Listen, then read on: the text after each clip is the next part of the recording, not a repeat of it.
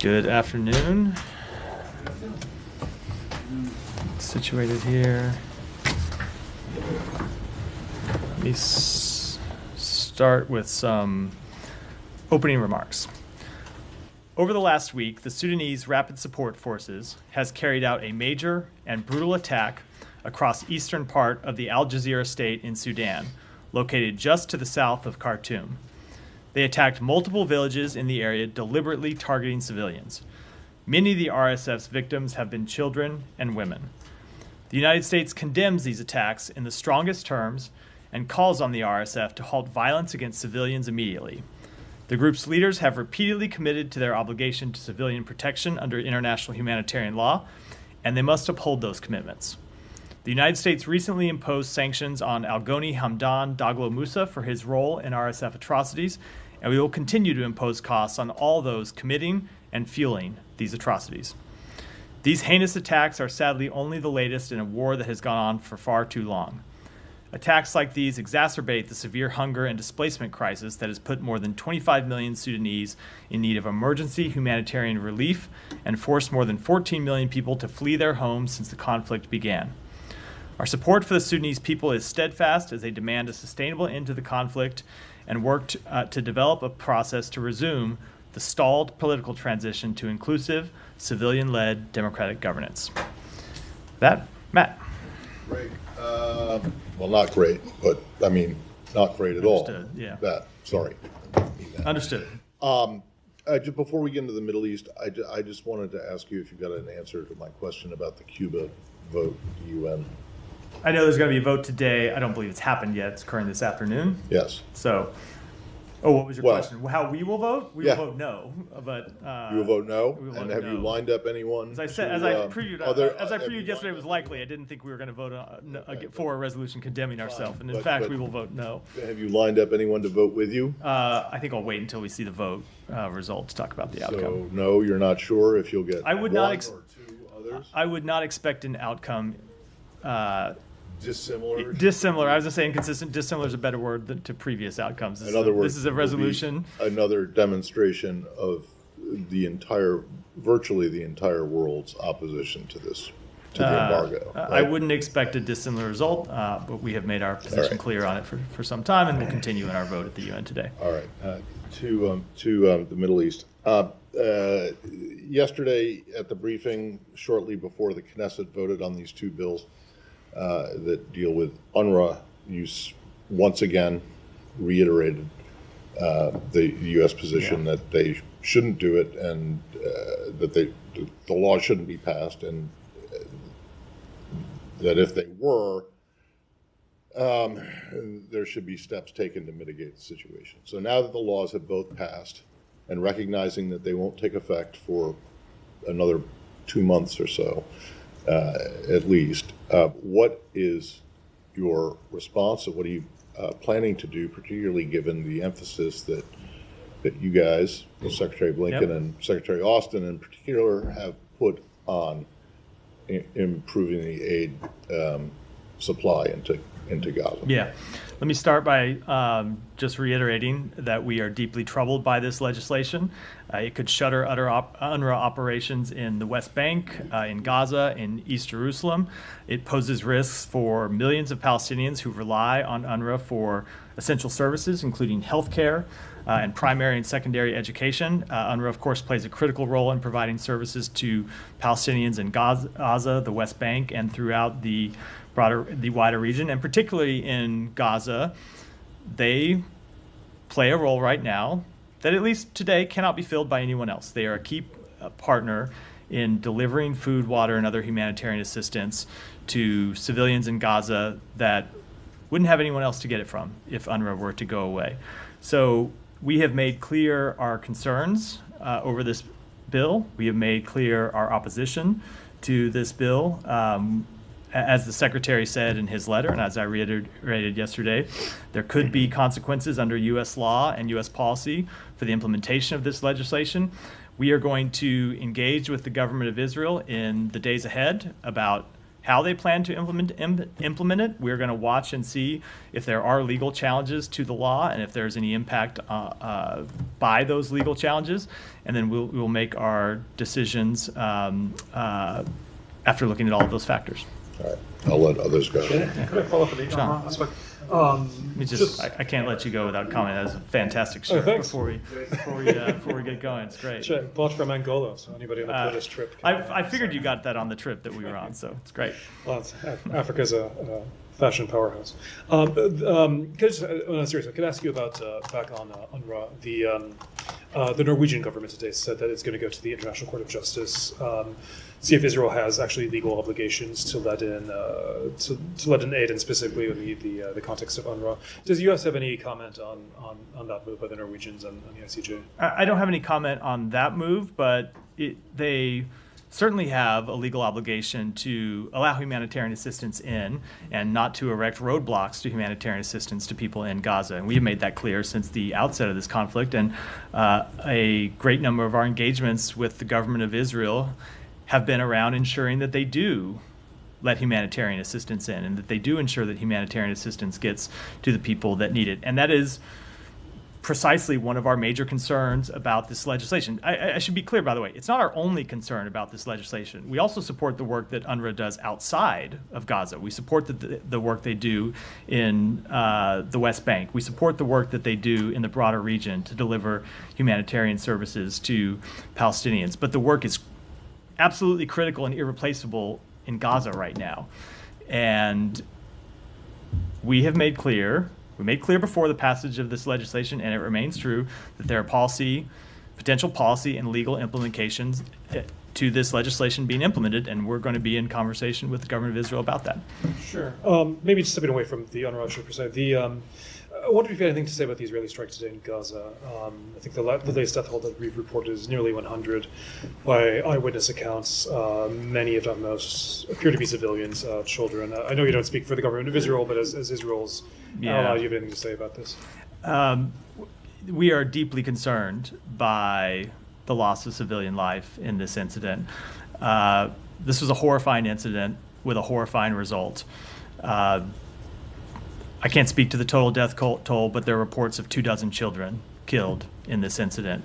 No doubt a number of them are children who have been fleeing the effects of this war for more than a year now. We have reached out to the government of Israel to ask what happened here. We don't yet know the underlying circumstances. We have not gotten a full explanation from them about what happened. But you step back and look at where we are in this campaign. We are a year into the government of Israel's military campaign in Gaza. And Israel has decimated Hamas's military capabilities. It has decimated Hamas's leadership. It has, through its military action, ensured that Hamas does not have the ability to repeat the attacks of October 7th. And all of that, getting to here, came at great cost to civilians in Gaza, which is, of course, often the case when civilians are caught in the crossfire in conflict. And so that tragic cost to civilians continues today, quite notably in this strike, which seems to have claimed significant civilian life. And it is another reminder of why we need to see an end to this war. And so why we need to see, the Secretary himself also said last week that he thinks that Israel's strategic goals have largely been met. So why carry out strikes like this, and what's the utility at this point? So you have to take that question to the government of Israel. So I will say that as the Secretary said, yes, their strategic goals have largely been met. Now, there is a strategic goal that remains incredibly important, and that is to return all of the hostages. But as you have heard any number of leaders in our government speak to for some time, from the President to Secretary Blinken to Secretary of Defense Austin, it is critically important, not just to the people of Gaza, but to Israelis and to Israel's own security, that Israel be mindful of achieving larger security. That Israel be mindful of achieving a larger strategic success, and that they be mindful of finding a way to end this campaign in a way that brings the hostages home and in a way that ensures their security, and not just continuing in an endless, perpetual conflict. Just one more, and this has obviously been something you've been asked many times over the past year, but what is the U.S. going to do about it? I mean, the U.S. is obviously the major arms supplier to Israel, the major diplomatic supporter of Israel. You said that this incident is horrifying, and while you're trying to address and try to find out more information, what would be the consequences, if any, if the U.S. feels that this was without warrant? It's hard to say it's justified in any case, but if the U.S. decides that this was what it was. Look, so not to get ahead of things, but when it comes to assessing any one individual strike, it's something that we have to be very deliberate about and take time to assess the underlying circumstances to decide whether there was any particular potential legal violation and what the implications of that would be. I will say what we are going to do about it, though, is to continue to try and end the war and continue to impress upon to the government of Israel the need to end this war, to continue to work with the other mediators, Egypt and Qatar, to try and find a way forward to end this war, and to continue to work with partners throughout the region and throughout the world to present a plan for what follows the war, which would give Israel the confidence that they don't need to continue an endless fight, that there would be actual security in Gaza that would provide security for Israel too, and so that they can withdraw their forces from Israel and know that there isn't an ongoing threat to Israeli civilians and to the state of Israel. Sorry, Shannon, go ahead. I'm coming to you next. I'm just going to go down the line, although then I've skipped Jillian. So I've skipped Jillian, sorry. Having promised Shannon Humera, I'll do Shannon Humera and then Jillian.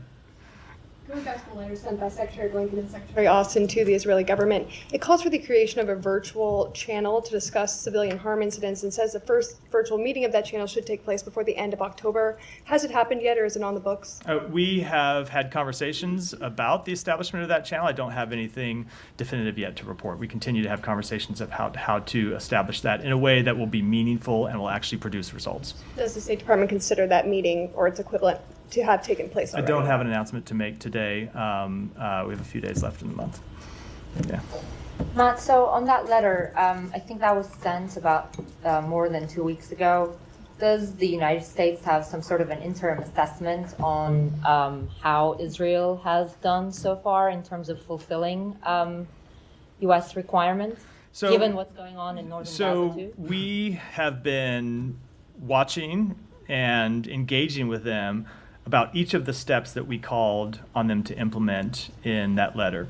Now, I'm not, during this 30-day period, going to go through line by line and say which one has been implemented and which one has not, although we are very carefully tracking that, and we are engaging with them about specific steps that we want to see them take.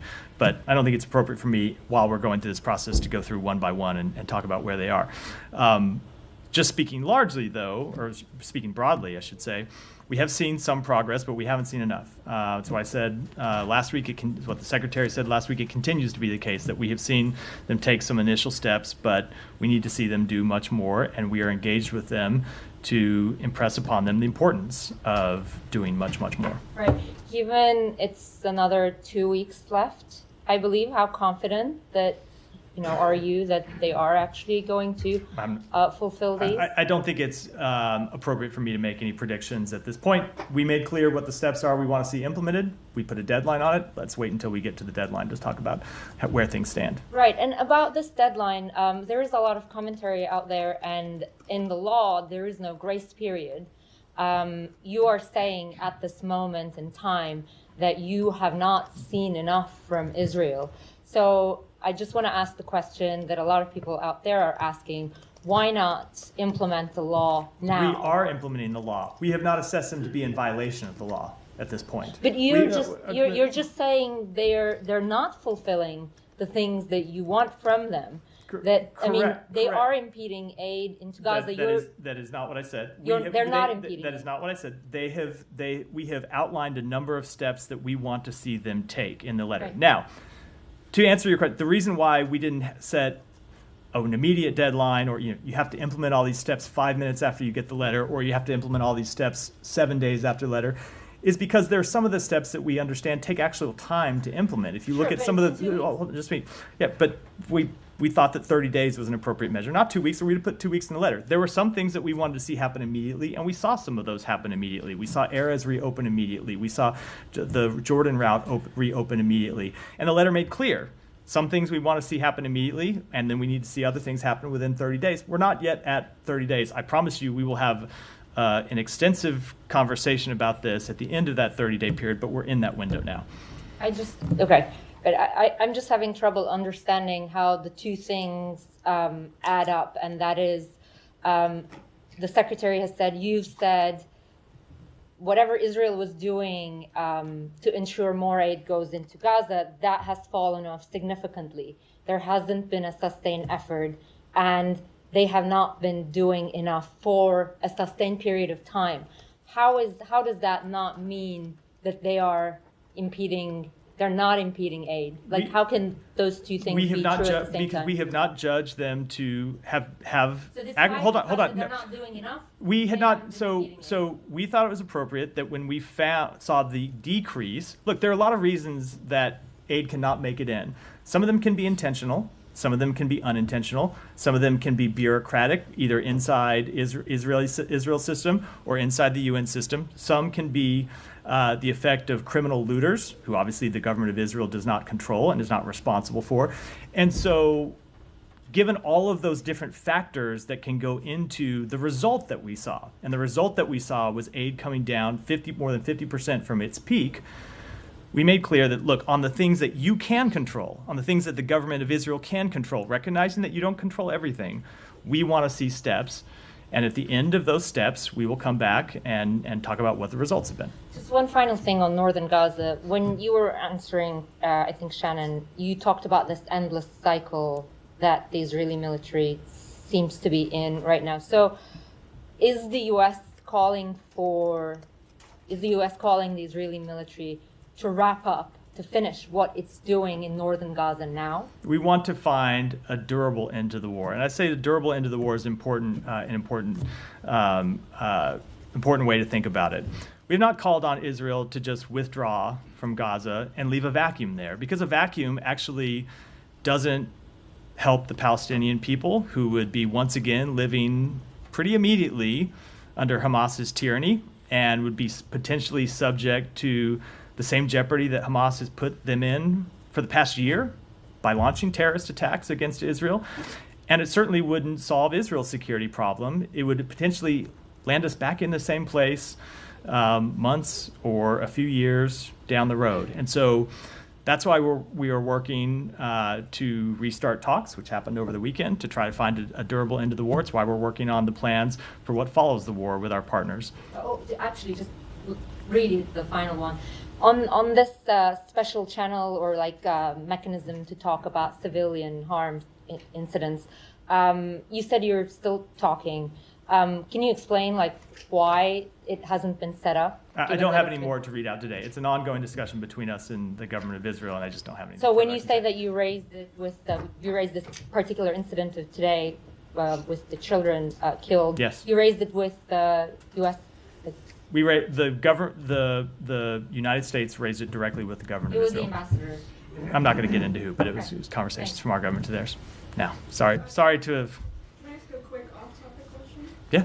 China, foreign influence operations. We've talked about Russia and Iran kind of ramping up foreign influence operations ahead of the election.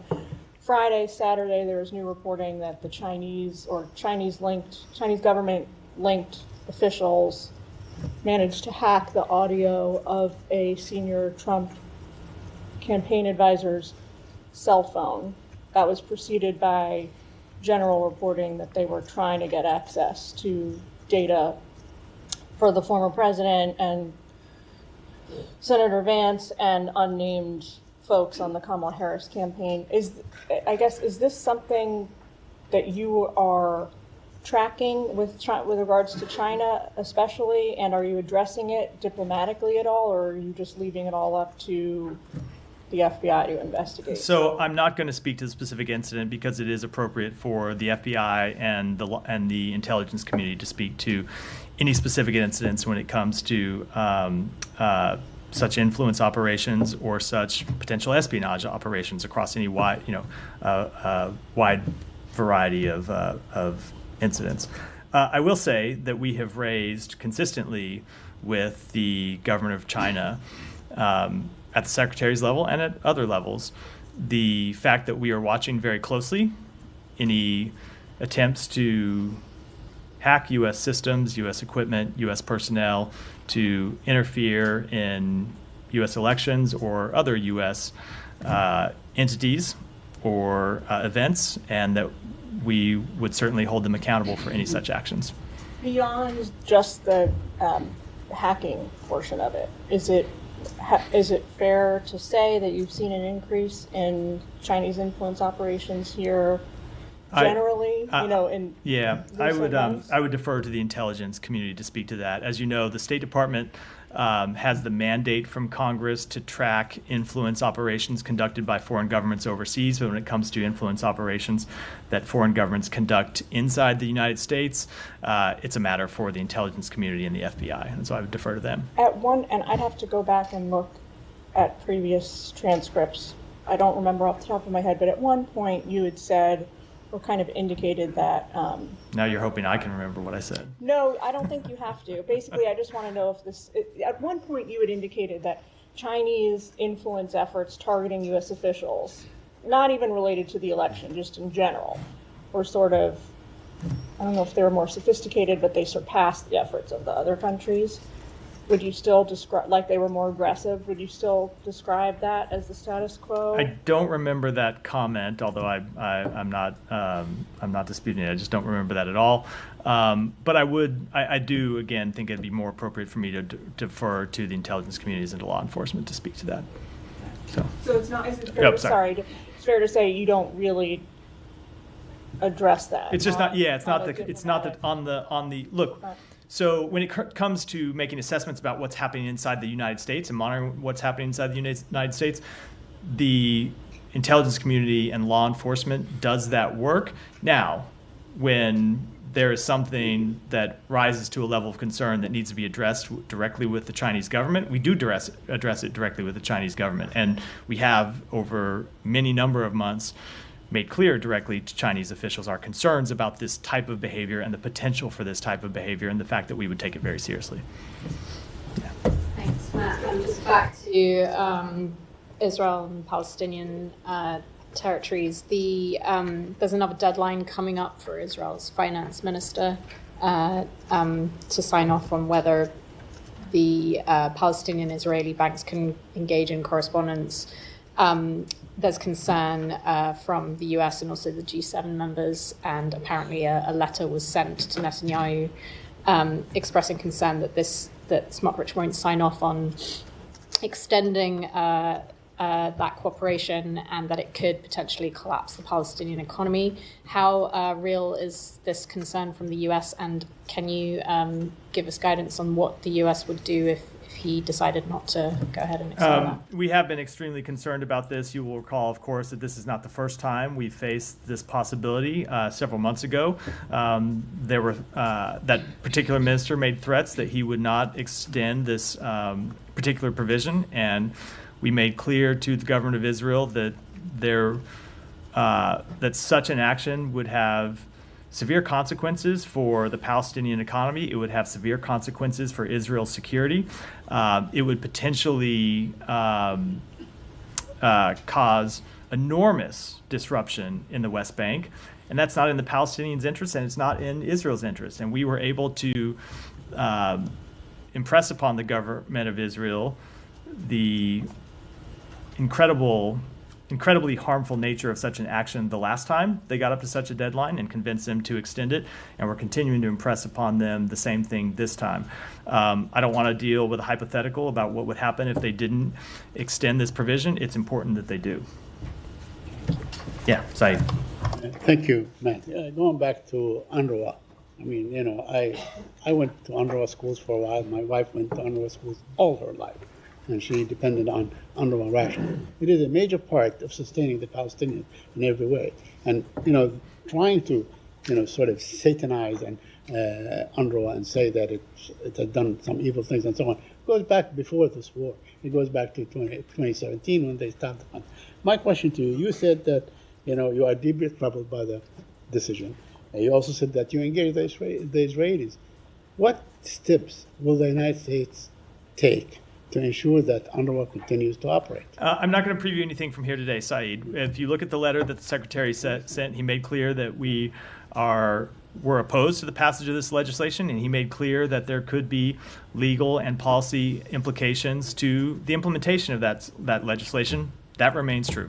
Okay, but you see, because you said that we want to see that aid is properly allowed into the Palestinian areas and so on. But we're not talking about UNRWA. UNRWA is basically, if UNRWA is compromised, the whole aid for the Palestinians, and in fact, their whole, their whole connection with what's going on in the world community, it stops. It's totally compromised. I'm saying that, would you, let's say, agree to if UNHCR, for instance, takes over the aid to the Palestinians? Sorry, I can't get into a hypothetical. Okay. All right, let me ask you a couple more questions, if you allow me. Now, you said that at one point, I think you said that if there's a vacuum, then Hamas would return and the Palestinians will be under the tyranny of Hamas again. So is the purpose of the war is really to free the Palestinians from Hamas tyranny? The purpose of the war, from Israel's perspective, and I'm just going to say what they have said publicly, that the purpose of the war was to ensure that to ensure that Hamas could not repeat this attack again, to hold its leadership accountable. They have done both of those things, and to return the hostages. They have completed two pretty significant objectives. They've also decimated the Hamas's military capabilities, and so what the Secretary impressed upon them last week was that it is time to find a way to bring this war to an end. Now, we have also made clear, and this is, we have also made clear that Hamas cannot continue to govern Gaza the way it did before October 7th, because you saw the result of Hamas governance of Gaza, and that is horrific consequences for the Israeli people and horrific consequences for the Palestinian people. But seeing what, I don't know, I mean, they call it a war. It's not a war. There is no opposing army. It is really a slaughter that we have every day. And I don't want to enter into polemics. Saeed, is the stipulation that there are no Hamas fighters left who are still shooting at the IDF soldiers? Yes. Of course there are Hamas. Well, so okay, so like that's before you rename the conflict or let's have fact. Let's just establish facts about what is actually happening. Honestly, what we see day after day is a slaughter. It is a slaughter. I think there will come a time when you guys have to call it exactly what it is, because every day, I asked this question several weeks back about Palestinians get up every day, for another 100 dead, for another 100, and this keeps going on. There is no end in sight. It doesn't seem that Israel has any incentive to basically indulge even in serious talks about a ceasefire. Saeed, the horrific consequences of this war are exactly why we are trying to end it. The very things you just went through, and I would add to the suffering that's going on, the suffering of the hostages and the hostages' families, is for all those reasons that we're trying to end the war, and trying to end the war in a way that ensures peace and security for Israelis and Palestinians in the future. Okay. One last question on the aid. Now, the letter was sent out, I guess, around October 15th, so the deadline is November 15th? I think it was sent on November 13th. It was sent October 14th. It was 30 days. There's 31 days in October, so that might be November 13th. I don't know when you start the count, but there will be a lawyer somewhere in our building who could tell you the answer, the precise answer to that question. So on November 15th, we're going to say the deadline has passed and you have not done. I'm not going to predict what we're going to do, but we made clear in the letter what the deadline was for implementing changes. Maybe you could bring that lawyer down to answer some questions from the podium, particularly about how you guys have not been able to come to any conclusion about whether what Israel is doing amounts to violations of international law. Well, there are any number of lawyers in this building who are working on that question, but for better or for worse, for better for worse, it's my job to stand before you all and take questions every day. Sorry, when you say there are a number of lawyers in this building who are working on that question, the State Department lawyers are working on the question of whether or not Israeli military has violated international humanitarian law in Gaza or not? There are State Department lawyers course- working on that? Of course there are. That's something we've said a number of times, that there are a number of Using incidents. what process exactly? I'm not going to get so, Humera, you know the answer to this question No, because but no, it's hold on, like- just let me is this hold, like, Humera, let me finish before. You know the answer to this question because you asked it to me before, and I've answered it before. We have a number of ongoing processes to look at the facts of a number of incidents and to make specific assessments Yes, but about I'm those pretty incidents. Sure you didn't mention State Department lawyers Of are cour- looking at it. of course Like there's you said, state- we there- have state- ongoing so- processes. So the L Bureau is So involved of in... course there are lawyers that Humera, first let me just back up and say, there is very little that we do here that doesn't involve lawyers in one way or the other. But of course, when it comes to making Sure, judgments about international humanitarian law, of course there are lawyers involved. They're not the only people involved, but yeah, of course there are. And is this part of an atrocity I'm determination not going to process? I'm not going to get into the processes that we have. Can you underway. say you don't have an atrocity No, I'm determination not. process? As I have said to you before, I don't think it's appropriate for me to talk about the underlying processes that we have underway while they're ongoing. Tom. Can I go to Michelle and then come back to Tom? Because I've seen you come in and out a few times. I have a feeling you need to file. So. Sorry if I missed Yeah. this, but the Knesset passed a bill today to bar the U.S. from reopening the consulate for Palestinians, and I wonder what you make of that. So I was not aware of the passage of that bill. I apologize. I'll have to take that back and get an answer. So apologize. Tom, go ahead. Maybe you could ask that same lawyer. in the state. I'm not sure. That's a policy question, not a legal one. So. Well, I don't know. It seems like a legal question. I'm not sure that the Israeli parliament can decide whether or not you guys are going to Well, open it. maybe that will be a legal question. I'll have to. Yeah. And, Tom, go ahead. I wanted to follow up on Said's very first point there about UNRWA, because we understand the immediate critique that you have of the attempts to shutter it, about the critical urgency of aid into Gaza and the effects on the West Bank and so on. But there is a deeper motivation for a lot of Israeli politicians, especially nationalists, who want to break the link, the historical link between Palestinian registered refugees of today and their historical dispossession in 1947, 1948, because that breaks the link between when 750,000 Palestinians fled or were forced from their homes in what is now Israel in 48, and the conflict today. So that's really important. And I just want to get a sense from you, because I don't know if we've heard an answer to this question. Do you support those Palestinians continuing to have registered refugee status? So I can't speak to that today. I can tell you what we're focused on when it comes to UNRWA's work are the critical services that they provide. And they provide those services, as I said, in Gaza, in the West Bank, across the region, and it's critical that work to continue. Now, as to the broader question, I can take that back and get you an answer. Okay, I mean, it's just important because you said... I'll take you back and get an answer. On your own letter of the 13th of October, you warned in there, about the effects of legislation to ban UNRWA, and you said to Gallant and Derma, we ask that you take all possible steps, whether with lawmakers or using the authorities of the Prime Minister's office, to ensure this doesn't come to pass. I mean, that part, it seems they've already clearly ignored because the vote has passed. So they've had 2 weeks to work with lawmakers to stop it.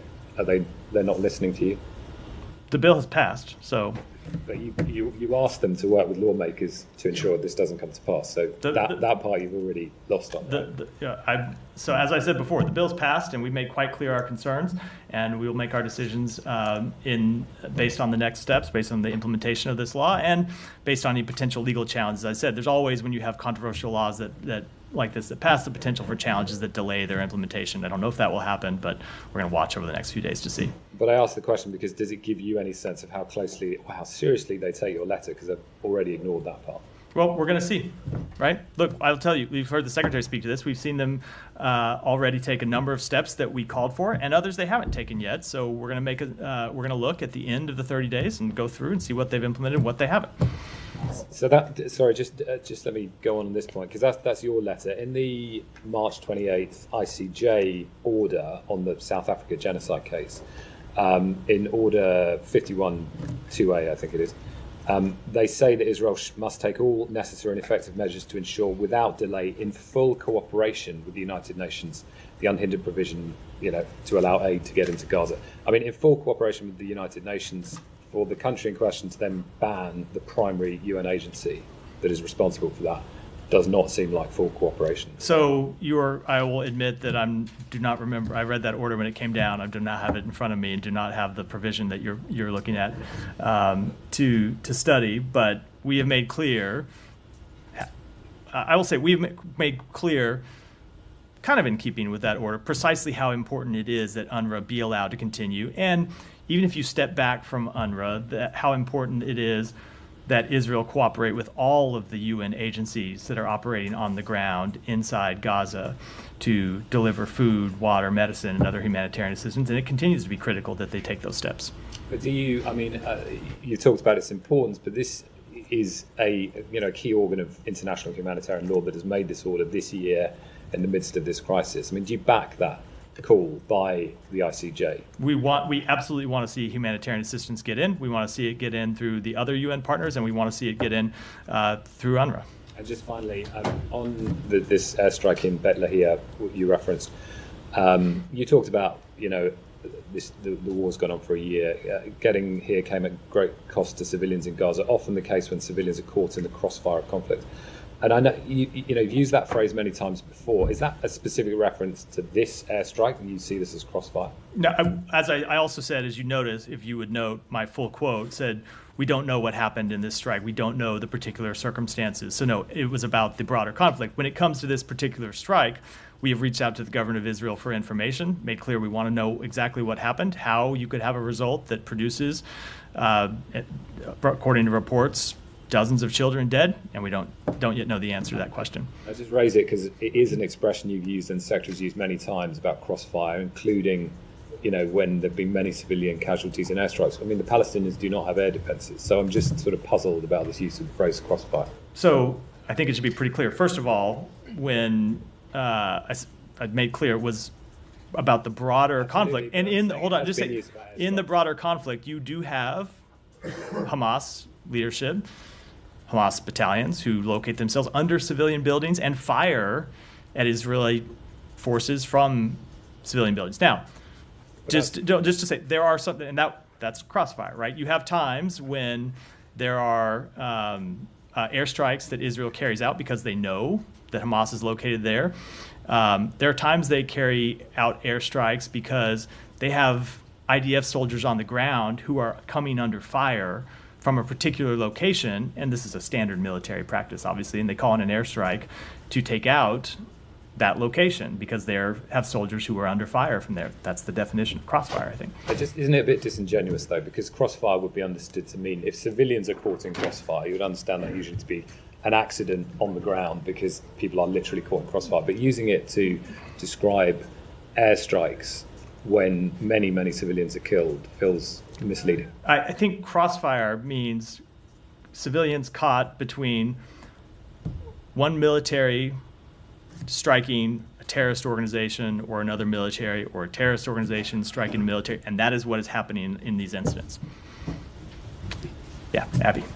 You said earlier, and this is a hypothetical, but I'm starting with your own hypothetical, if this UNRWA legislation was implemented. A hypothetical on a hypothetical. Well, following on yours, if this UNRWA legislation is implemented, just digging down on that, you've described them as irreplaceable, that there's no alternative.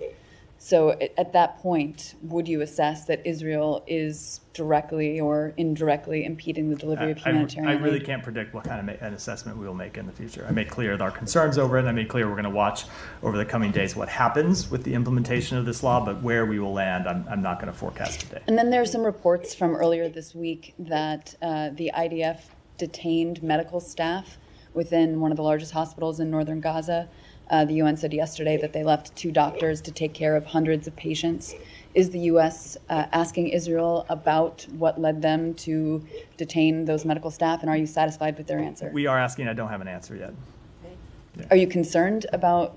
Certainly, we would be concerned about the reports of doctors being detained if it prevented doctors from, if there was no reasonable basis for that detention and it was preventing them from carrying out critical life-saving work. Absolutely, we would be concerned about that. But as always, we want to establish the actual facts, and we're looking into it and asking the government of Israel for more information.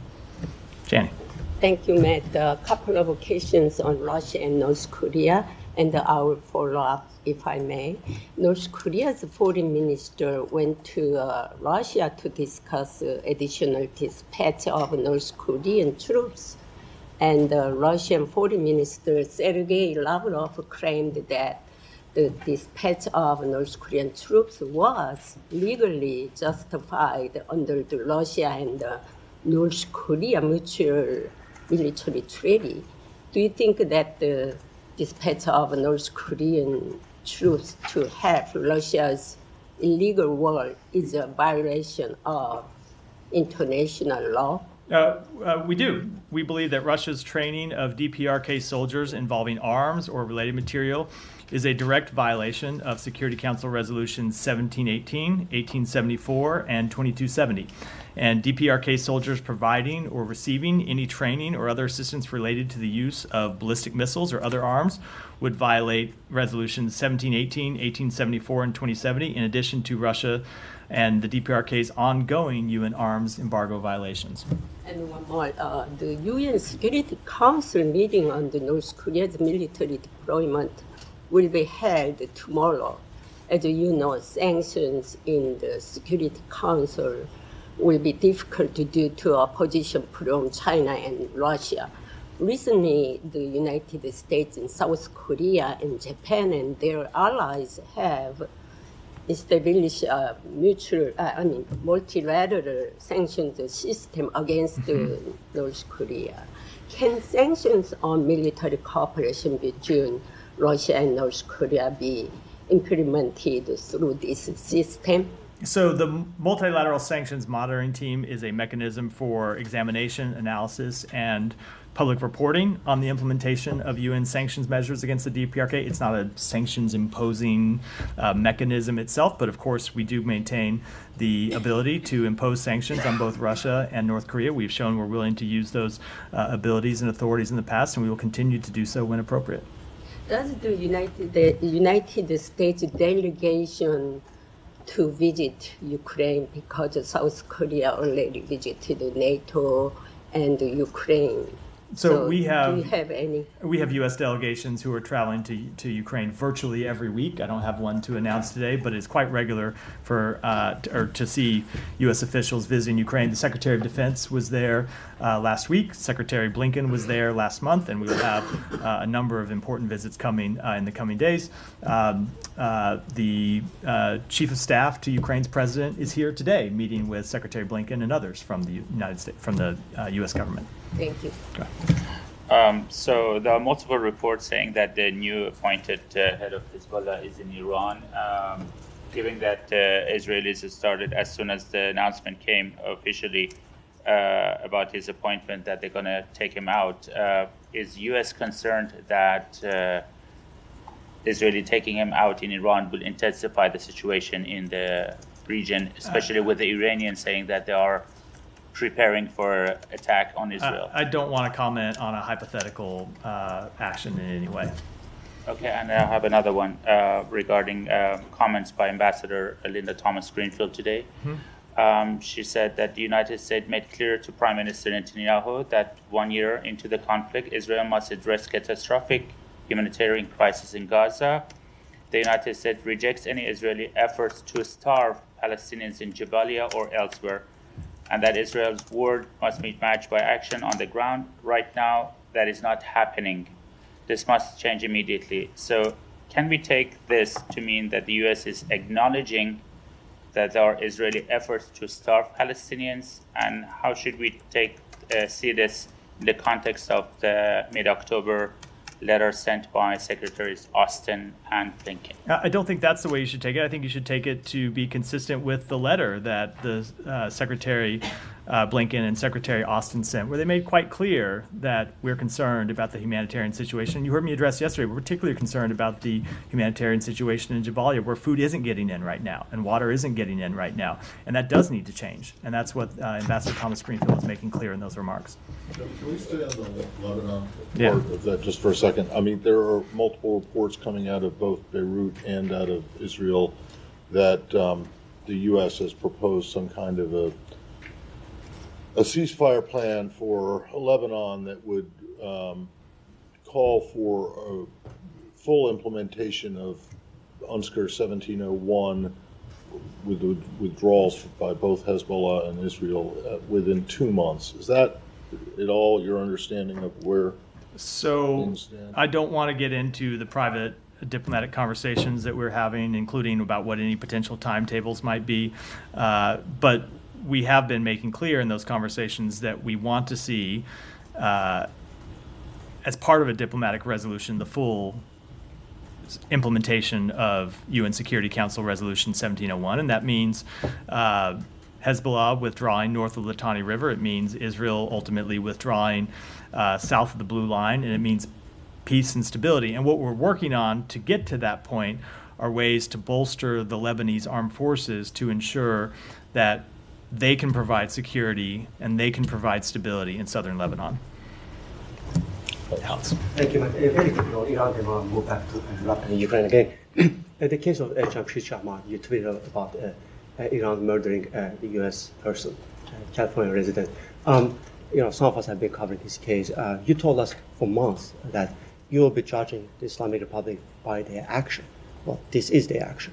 Yeah, and I think we've made quite clear what we think about this action, as we've made quite clear what we think about previous actions that the Iranian government has taken. And you've seen us, since the outset of this administration, impose more than 700 sanctions on Iran and Iran entities for a number of actions, including their human rights violations against their own people. We condemn the execution of German-Iranian dual citizen Jamshid Sharmad, which reminds us once again of the brutality and repression that characterizes the Iranian regime. We offer our sincere condolences to his loved ones. We have been in touch with them to express those condolences directly.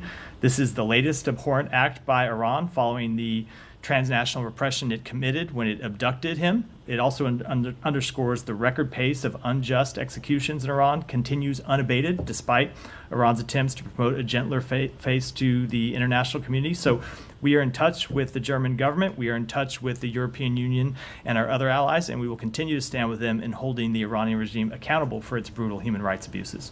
You told us in the past that you believe that Iranian supreme leader is in charge of decision-making process. So by refusing to sanction him in the past, in the Mahsa case and other cases, do you think you're actually creating an atmosphere in which he's acting in... Alex, I just went through the litany of sanctions that we have imposed on Iran. And I'll remind you that we have worked with other entities around the world to impose sanctions on Iran. If you look at what happened in just the last month, you saw our European allies step up for the first time and impose sanctions on Iran Air, which will have real implications for that airline's ability to operate flights between Iran and European destinations. So I will make no apologies for our efforts to hold Iran accountable for its behavior.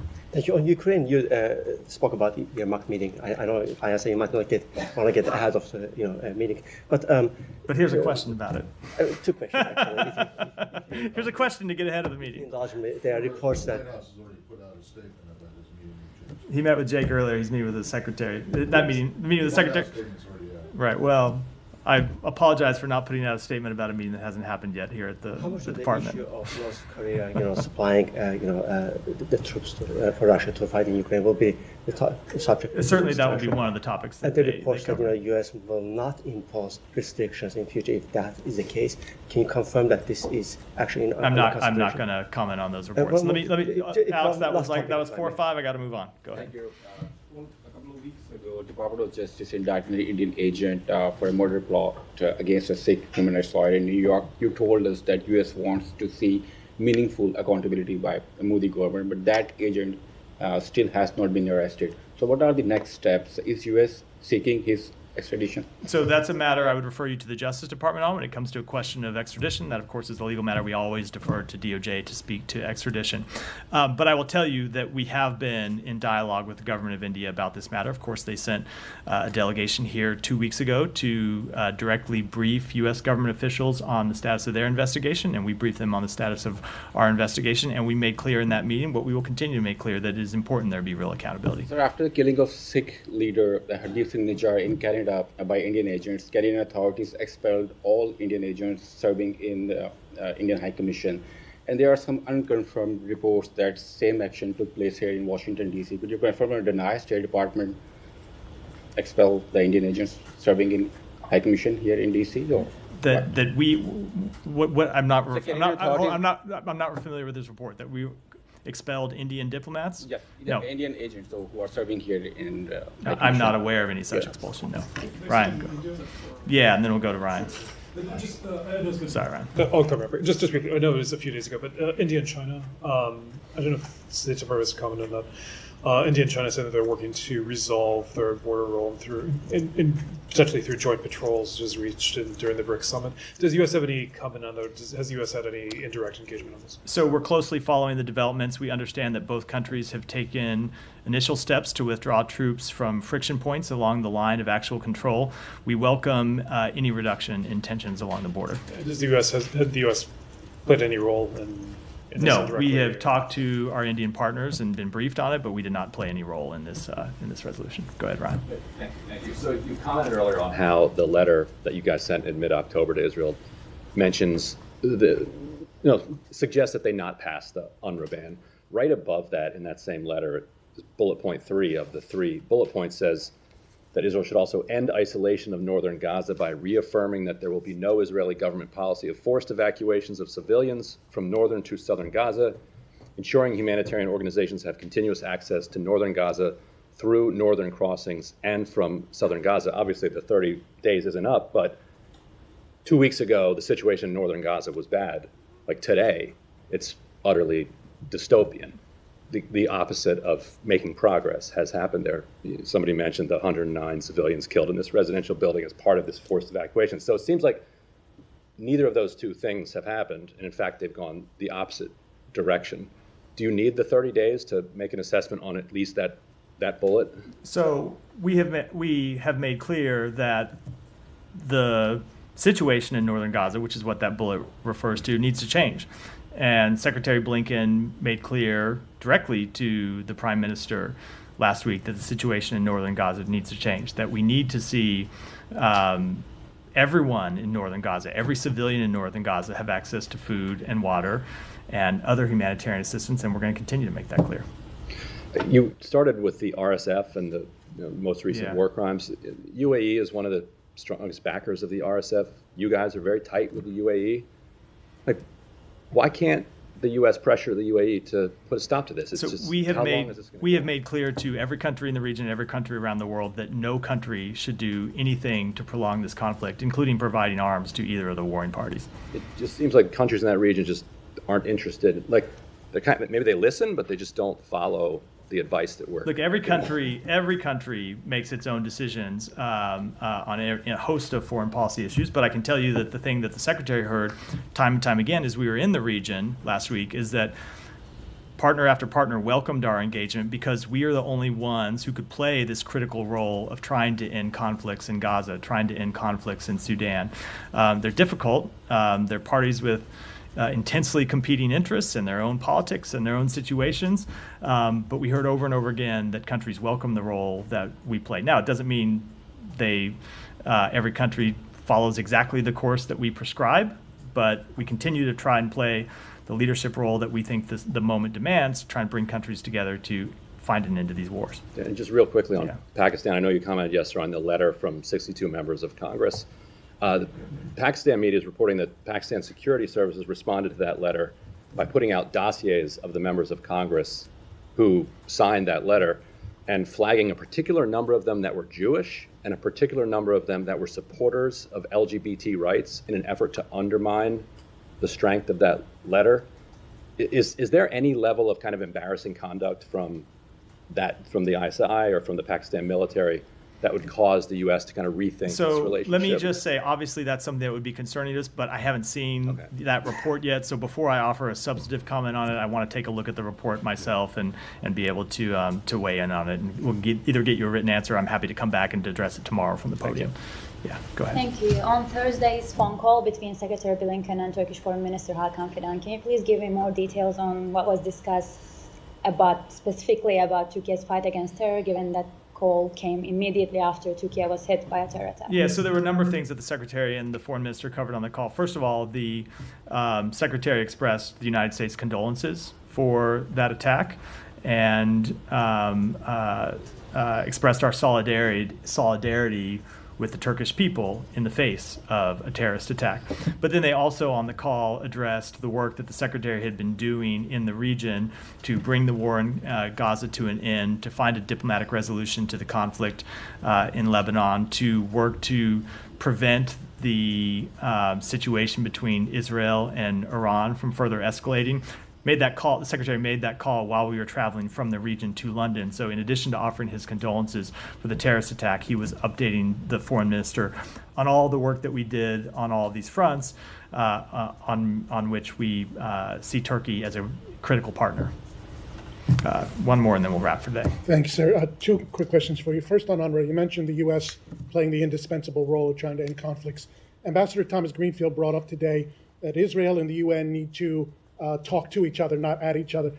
There's this 90-day window now before the implementation. Does the U.S., while it's pressuring Israel, go to the UN and say, listen, you're not faultless here either. UNRWA has been infiltrated by Hamas. It's time not for these cosmetic whitewash report changes, but something really, really big here and try to meet halfway. Is there an opening for that? We have made quite clear that we have made quite clear that UNRWA needs to undertake reforms. We have made quite clear that they need to investigate any allegations brought to them of misconduct by their employees.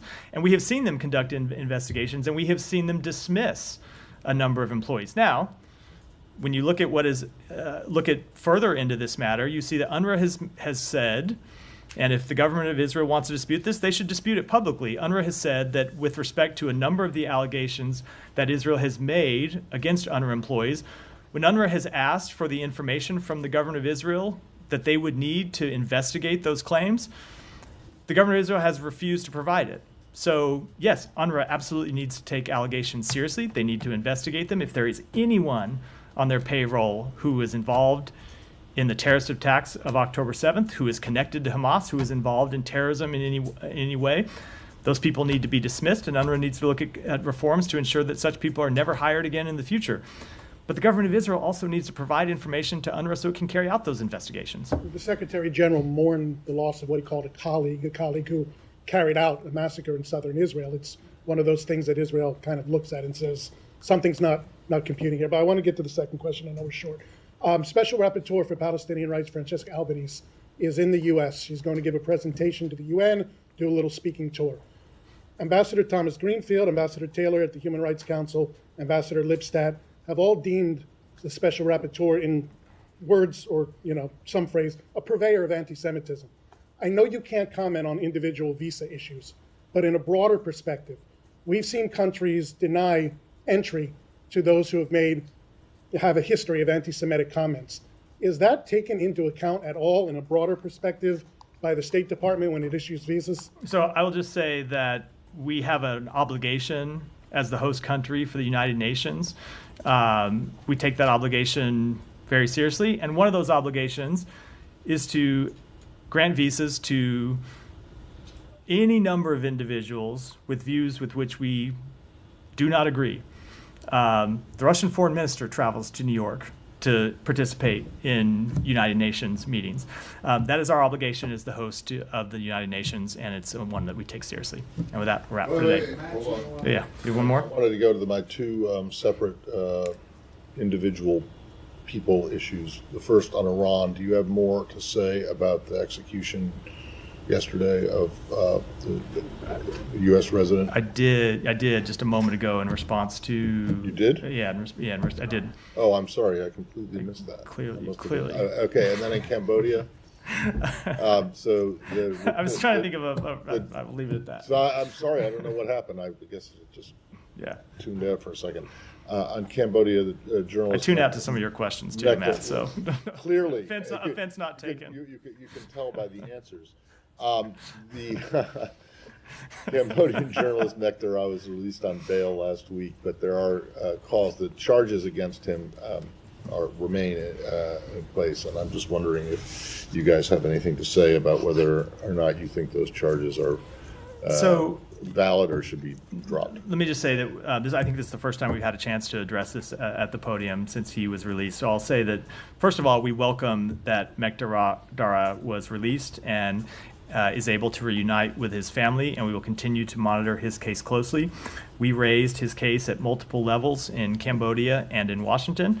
We were one of many voices among governments, journalists, civil society representatives who expressed concern for his arrest and advocated for his release. And we will continue to monitor his case closely and call on Cambodian authorities to support a positive resolution for that case, ensuring that all of his rights are respected. Now, I don't know what the follow-up is going to be, so I'm just going to stop there and say, sometimes when it comes to sensitive diplomatic matters like this, we have found that it is better to say less and work harder privately, and that's this is one of those cases. So, and with that, I'm going to wrap for today. Thanks.